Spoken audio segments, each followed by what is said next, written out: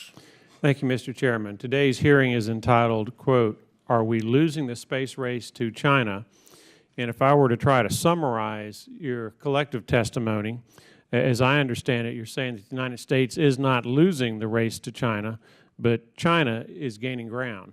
Mr. Shea, would that be a fair summary of your remarks? I think that's a fair summary. I think over the next 6 years, you'll see a lot of activity by China. Moon missions, sending a rover to Mars, completing a space station, while at the same time, we won't see similar activity by the United States. We'll see the deorbiting of the ISS scheduled for 2024. So within this window of time, I think you'll see that the public perception may very well be that the Chinese are gaining ground, significant ground on the U.S., while the U.S. is standing still. Mr. Stokes, did I accurately summarize your viewpoint?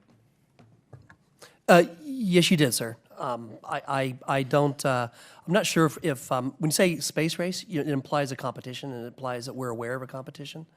I just don't see that there's that much of an awareness, at least on the U.S. side. Mr. Cheng, did I accurately summarize your view on this issue? Yes, sir, I believe you did. And Dr. Lewis, did I accurately summarize your view on this issue? The thing I wonder about is that we have such a successful space program in other areas. Why doesn't that translate over to the manned space program?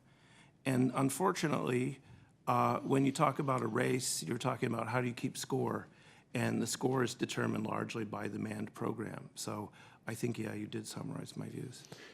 I come from a district in the northern part of Alabama, home of the Marshall Space Flight Center, and some would say it's the birthplace of America's manned spaceflight program. Still have about 6,000 people who are employed either by NASA at the Marshall Space Flight Center or as support contractors for NASA. So in my district, people are pretty well educated about NASA and space and why it is or is not important. That having been said, in practical day-to-day terms, why should Americans care about whether the Chinese are catching the United States of America in this space race, or perhaps even one day surpassing us? And whoever would like to handle that question, please feel free to interject. Mr. Cheng.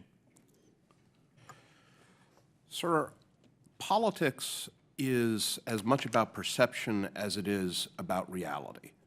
And in this context here, the People's Republic of China has mastery of how to present itself as winning. And the issue isn't necessarily to the good folks in your district. The problem is how we are perceived in the context of an international competition, whether it is conflictual or not, and whether or not we are seen as winning.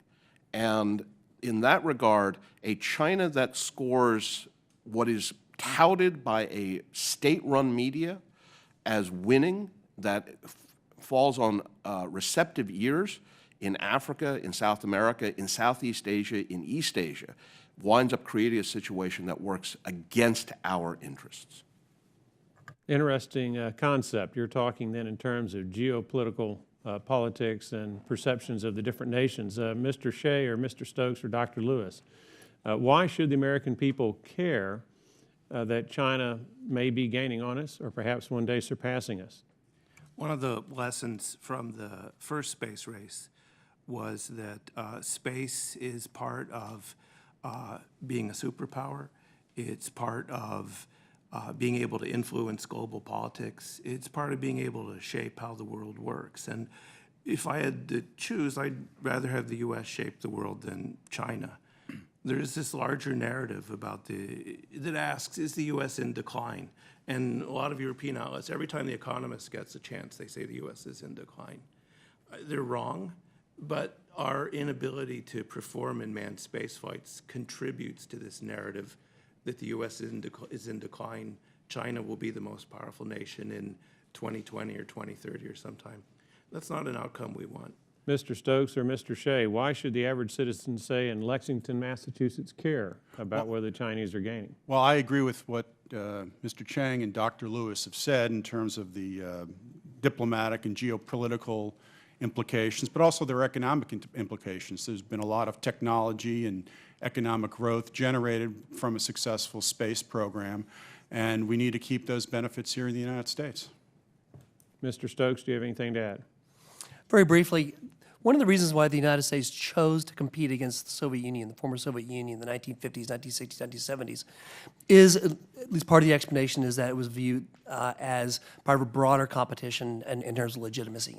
That between that of a Marxist-Leninist or the Soviet Communist Party, and then free and open societies, democracy in the United States. I would argue that the Chinese Communist Party should be viewed in a similar light, and that's just in terms of legitimacy, and that's just one of many, many reasons, I think. Thank you, Mr. Chairman. I see my time has expired.